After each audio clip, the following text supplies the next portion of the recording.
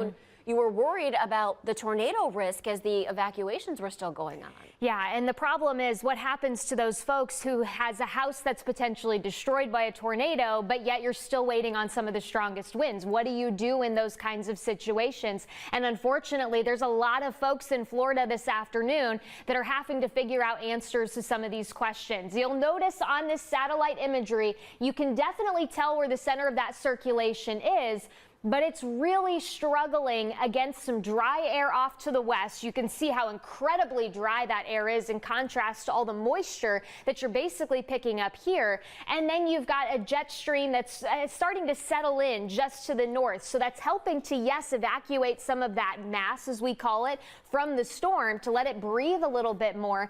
But the problem is it's not weakening it fast enough. And even if it does continue to weaken it, there's all this surge that still has somewhere to go. The latest update that we've received from the National Hurricane Center, this is now down to 130-mile-per-hour winds, so a lower end Category 4 storm, but it is still moving to the northeast at 16 miles per hour. We haven't seen it take that right turn just yet, and that still may take a couple hours before that happens. But the data that these hurricane hunters are picking up from this storm, even as we're this close to landfall, extremely crucial, because this is the data that we need to really hone in on a point for landfall later this evening. You'll notice also the wind field is starting to expand. So there is a good portion of the state of Florida now that is starting to deal with these tropical storm force winds, which basically extend about 160 miles out from the center of that storm. The hurricane force winds almost 40 miles out from the center of that circulation. So again, this is starting to grow.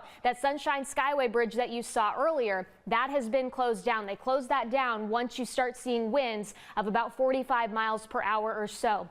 But look at this.